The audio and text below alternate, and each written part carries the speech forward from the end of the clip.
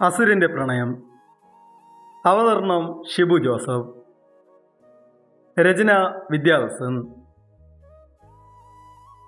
ദക്ഷ രാവിലെ കൊട്ടാരത്തിൽ കയറി. ദക്ഷ, രുദ്രന്റെ വിളി കേട്ടു. ദക്ഷ ഒരു നിമിഷം നിന്നു. ഇങ്ങോട്ട് വാ.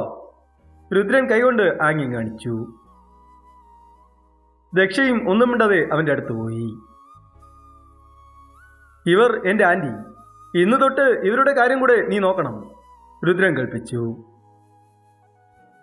പറ്റത്തില്ല, കൈകൾ കെട്ടി ദക്ഷ പറഞ്ഞു. ഡി, രുദ്രൻ അലറിക്കൊണ്ട് ചാടി എഴുന്നേറ്റു. അലറണ്ട സാറേ, നിങ്ങളെ നോക്കാൻ മാത്രമേ സാലറി തന്നിട്ടുള്ളൂ. സാലറി കൂട്ടിക്കിട്ടിയാൽ ഞാൻ നോക്കാം, അല്ലാതെ വെറുതെ നോക്കാറില്ല, ദക്ഷ ദൂരെ നോക്കിക്കൊണ്ട് പറഞ്ഞു. ഓ, കാശ് കിട്ടിയാൽ എന്തും ചെയ്യും അല്ലയോ, രുദ്രൻ പറഞ്ഞുകൊണ്ട് അവളുടെ അടുത്തുനിന്ന് അവൾ അടിപിടി നോക്കി. എന്നാൽ എൻ്റെ കൂടെ കിടക്ക്, ഒരു രാത്രി നിനക്ക് ഞാൻ 10,000 തരാം, വഷളം ചിരിയോടെ രുദ്രൻ പറഞ്ഞു. ദക്ഷയുടെ കണ്ണുകൾ ചുവന്നു. ദക്ഷ ദേഷ്യത്തിൽ രുദ്രനെ തല്ലി. ഇത് കാണുന്ന ജോലിക്കാർ സ്തംഭിച്ചിരുന്നു. എടി, രുദ്രന്റെ ആന്റി അലറി. ആന്റി വേണ്ട, ഇവളെ എനിക്ക് വിട്ടേക്ക്, ഞാൻ നോക്കിക്കോളാം, അടിച്ച സ്ഥലത്തിൽ തടയിക്കൊണ്ട് ചിരിയോടെ രുദ്രൻ പറഞ്ഞു. ദക്ഷ പുച്ഛത്തോടെ രുദ്രനെ നോക്കി. രുദ്രന്റെ കണ്ണിൽ അഗ്നി പടർന്നു.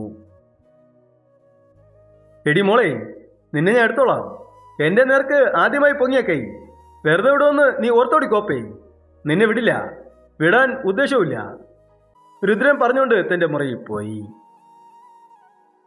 രുദ്രന്റെ ആന്റി വനജ ദക്ഷയുടെ അടുത്തുനിന്ന് അവളുടെ കഴുത്തിൽ പിടിച്ചു. നിന്റെ അഹങ്കാരം ഞാൻ തീർത്തുതരാം, ജോലിക്കാരിയാണെന്ന ഒരു ചിന്ത നിനക്കുണ്ടോ, ദക്ഷയുടെ കഴുത്തിൽ പിടിച്ചിറക്കിക്കൊണ്ട് വനജ പറഞ്ഞു. ദക്ഷ വേദന കൊണ്ട് പൊളഞ്ഞു. വനജ, ഈശ്വരിയുടെ അലർച്ച കേട്ടു. വനജ പേടിയോടെ പിടിവിട്ടു. എന്താണ് വനജ, എന്തിനാ വന്നതും ജോലിക്കാരോട് അട്ടഹസിക്കുന്നത്? ഇത് ഈശ്വരിയുടെ കൊട്ടാരമാണ്, ഈശ്വരി ഭരിച്ചാൽ മതി, ഇത് ലാസ്റ്റ് വാണിംഗ്, ഈശ്വരി കൈ ചൂണ്ടി പറഞ്ഞു. അത് പിന്നെ ചേച്ചി, ഇവൾ, വനജ എന്തോ പറയാൻ വന്നതും ഈശ്വരി കൈകൊണ്ട് ആംഗ്യം കാണിച്ചു. വനജ തലയാട്ടിക്കൊണ്ടിരുന്നു. ഈശ്വരി ദക്ഷയോട് പോകാൻ കൈകൊണ്ട് പറഞ്ഞു. ദക്ഷയും ഒന്നും മിണ്ടാതെ അടുക്കളയിൽ പോയി. എന്താ കൊച്ചെ നീ കാണിച്ചത്? ഈ കൊട്ടാരത്തിലെ അവകാശിയാണ് നീ തല്ലിയത്, അത് ഓർമ്മ വേണം, കുമാരി ഓടി വന്ന് പറഞ്ഞു. ആരുമാകട്ടെ എന്തും പറയാമെന്നാണോ? അയാളുടെ പ്രൗഢി കണ്ട് അയാളുടെ കൂടെ കിടക്കാൻ പെണ്ണുങ്ങൾ കാണും, ആ കൂട്ടത്തിൽ എന്നെ കൂട്ടാൻ നിൽക്കണ്ട. പൈസ ഇല്ലെന്നേ ഉള്ളൂ ചേച്ചി, അഭിമാനം ആരുടെ മുന്നിലും അടിയറ വച്ചിട്ടില്ല, എനിക്കറിയാം എന്താണ് വേണ്ടതെന്ന്, കണ്ണുകൾ തുടച്ചുകൊണ്ട് ദക്ഷ പറഞ്ഞു. രുദ്രൻ മുറിയടച്ച് ദേഷ്യത്തിൽ അങ്ങുങ്ങ് നടന്നു. രുദ്രന്റെ കണ്ണിൽ ദശാവിനെ അടിച്ചത് തെളിഞ്ഞു. രുദ്രൻ ദേഷ്യത്തിൽ കണ്ണാടി ക്ലാസിനെ വലിച്ചെറിഞ്ഞു. അത് ചില്ല ചില്ലായി തുടങ്ങി. അപ്പോഴും അവന്റെ ദേഷ്യം അടങ്ങിയില്ല. രുദ്രൻ അലറി വിളിച്ചു. ശബ്ദം കേട്ട് ആരും ഒന്നും ഉണ്ടായിരുന്നു. രുദ്രൻ അഭിലാഷിനെ വിളിച്ചു. എന്നാടാ രുദ്ര? അഭിലാഷ് ഫോണെടുത്തതും കാര്യം തിരക്കി. രുദ്രൻ ദേഷ്യം അടങ്ങാതെ തെറി വിളിച്ചു. എന്റെ പൊന്നി, എന്നാടാ നിനക്ക് പറ്റിയേ? ഭരണി ദേവന്മാർ പോലും പേടിച്ചോടുമല്ലോ നിന്റെ പാട്ട് കേട്ട്. ശിവ ശിവ, അയ്യപ്പന് മാലയിട്ട് പുണ്യാളനായി നടക്കുന്ന എന്നോട് പൊറുക്കണോ ഈശോയെ, അവയുടെ നാവുഴറി. എനിക്ക് പെണ്ണു വേണം, രുദ്രൻ പറഞ്ഞു. ഞാൻ സ്വാമിയാടാ, അഭിലാഷ് പിന്നെയും ഞെട്ടലോടെ പറഞ്ഞു. രുദ്രൻ പിന്നെയും കടിച്ചാപ്പട്ടത്ത വാക്കുകൾ പറഞ്ഞു. ശരി ശരി, അഭിലാഷ് പറഞ്ഞുകൊണ്ട് ഫോൺ കട്ടാക്കി പൂജാമുറിയിൽ പോയി. അയ്യപ്പ, എന്നോട് ക്ഷമിക്കണം, എനിക്ക് ഈ വ്രതം തുടരാൻ കഴിയില്ല, ഇതിട്ട് അവനെ എതിർത്താൽ ഈ മാലയുടെ കഴുത്തോലും അവൻ വെച്ചേക്കില്ല, വെട്ടിക്കളയും. സ്വാമി എന്നെ ക്ഷമിക്കും, പക്ഷേ ആ അസുരൻ എന്നെ ക്ഷമിക്കില്ല, കൊല്ലും. അതുകൊണ്ട് ഈ മാല ഞാനങ്ങ് ഊരുവാ, അവൻ നന്നാകുമ്പോൾ ഞാനും നന്നാകാം, അഭിലാഷ് പറഞ്ഞുകൊണ്ട് മാല ഊരി.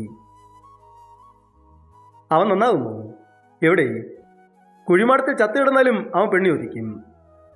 അയ്യപ്പൻ്റെ അടുത്തിന്ന് പറഞ്ഞുകൊണ്ട് അഭിലാഷ് പുറത്തുപോയി. രാത്രി പഞ്ചനക്ഷത്ര ഹോട്ടലിൽ അതീവ സുന്ദരി രുദ്രന് വേണ്ടി കാത്തിരുന്നു. രുദ്രൻ സിഗരറ്റ് എത്തിച്ചുകൊണ്ട് മുറിയിൽ കയറി കതകടച്ചു. മുന്നിൽ ഇളമഞ്ഞ നിറത്തെ സാരി ഉടുത്തു നിൽക്കുന്ന അവളുടെ അടുത്ത് രുദ്രൻ മെല്ലെ വന്നു. അവൾ കാമം നിറഞ്ഞ നോട്ടം കൊണ്ട് രുദ്രനെ തന്റെ അടുത്ത് വരുത്തി. രുദ്രൻ അവളുടെ മാറിടത്തിന് മറച്ചിരുന്ന ആ സാരിയെ പിടിച്ചു വലിച്ചു. അവൾ നിന്ന സ്ഥലത്തിൽ നിന്ന് കറങ്ങി. അവളുടെ സാരി രുദ്രന്റെ കൈകളിലായിരുന്നു. ആ സാരി വലിച്ചെറിഞ്ഞ് രുദ്രൻ അവളെ പിടിച്ചു വലിച്ച് കട്ടിലിൽ കിടത്തി. രുദ്രൻ ഷട്ടലിച്ചെറിഞ്ഞുകൊണ്ട് അവളുടെ പുറത്ത് ചാടി ആർത്തിയോടെ അവളുടെ ചുണ്ടിൽ ചുമ്മനും കൊണ്ട് നിറച്ചു. ആ സമയം രുദ്രന്റെ കൈകൾ അവളുടെ ബ്ലൗസ് കൂക്കിനെ ഓരോന്നായി ഊരിക്കൊണ്ടിരുന്നു. പെട്ടെന്ന് അവന്റെ കൺമുന്നിൽ ദക്ഷാവിനെ തല്ലിയത് വന്നിരുന്നു. രുദ്രൻ കണ്ണുകൾ ഇറുക്കി അടച്ചു. അവളിൽ നിന്ന് രുദ്രന്റെ പിടി തളർന്നു. രുദ്രൻ മലർന്ന് കട്ടിലിൽ വീണു. രുദ്രൻ കണ്ണുകൾ അടച്ചുകൊണ്ട് നെറ്റിയിൽ പിടിച്ചു. അവളവന്റെ രോമം നിറഞ്ഞ മാറിൽ കിടന്നു. രുദ്ര, എന്തു പറ്റി? സോറി, ഇന്ന് വേണ്ട. രുദ്രൻ ആദ്യമായി പെണ്ണിനെ പ്രാപിക്കാനാകാതെ പോകുന്നു. ആ സുന്ദരി അവളുടെ ബ്ലൗസ് ഹൂക്കിനെ നേരാക്കിക്കൊണ്ട് ഒന്നും മനസ്സിലാതെ രുദ്രനെ നോക്കിയിരുന്നു. രുദ്രൻ രാത്രി ദേഷ്യത്തിൽ വീട്ടിൽ കയറി വന്നു. എന്താ രുദ്ര? വനജ അടുത്തൊന്ന് ചോദിച്ചു. ആന്റി, അവൾ അടിച്ചത് എന്റെ കൺമുന്നിൽ നിൽക്കുന്നു. ആദ്യമായി കേവലം ഒരു പെണ്ണിന്റെ കൈ എന്റെ നേർക്ക്. അവളെ ഞാൻ പാരം വിട്ടു. നോക്കിക്കോ, ഇഞ്ചിഞ്ചായി കൊല്ലും ഞാൻ അവളെ. ക്രൂര ചിരിയോടെ പറഞ്ഞുകൊണ്ട് രുദ്രൻ തന്റെ മുറിയിൽ പോയി. നേരം പുലർന്നതും അഭിലാഷ് രുദ്രനെ തിരക്കി കൊട്ടാരത്തിൽ വന്നു. രുദ്രൻ മുറിയിൽ കിടന്നുറങ്ങുന്നത് അഭിലാഷ് കണ്ടു. അഭിലാഷ് രുദ്രന്റെ അടുത്ത് നിന്ന് തട്ടി വിളിച്ചു. രുദ്രൻ മൂളിക്കൊണ്ട് തിരിഞ്ഞു കിടന്നു. എടാ രുദ്ര, അഭിലാഷ് ഇച്ചിരി ഉച്ചത്തിൽ വിളിച്ചു. രുദ്രൻ തിരിഞ്ഞ് ഉറക്കാലസ്യത്തോടെ കണ്ണുകൾ തുറന്നു. മുന്നിൽ ചിരിയോടെ അഭിലാഷ് നിൽക്കുന്നത് കണ്ടു. രുദ്രൻ ദേഷ്യത്തിൽ കാലുവെക്കി അഭിലാഷിന്റെ കാലിന്റെ നടുക്കിൽ തന്നെ ചവിട്ടി. എന്റെ അമ്മോ! അഭിലാഷ് ഭിത്തിയിൽ പോയി ചാരിയിരുന്നു. പന്ന മോനെ, ഞാൻ ഉറങ്ങിക്കിടക്കുന്നത് നീ കണ്ടില്ലേ? രുദ്രൻ ചാടി എഴുന്നിട്ട് പല്ലും കടിച്ചോണ്ട് പറഞ്ഞു. കണ്ടതുകൊണ്ടല്ലേ വിളിച്ചത്? അഭിലാഷ് മെല്ലെ എഴുന്നിട്ട് നടുവിനെ പിടിച്ചോണ്ട് പറഞ്ഞു. എന്നാടാ രാവിലെ തന്നെ എഴുന്നള്ളിയത്? രുദ്രൻ തലയും ചൊറിഞ്ഞോണ്ട് ചോദിച്ചു. ഇന്നലെ ആ പെണ്ണിനെ ഇഷ്ടപ്പെട്ടില്ലേ? അഭിലാഷ് അടുത്തൊന്ന് ചോദിച്ചു. ഏത് പെണ്ണിനെ? രുദ്രൻ ചോദിച്ചുകൊണ്ട് കട്ടിലിരുന്നു.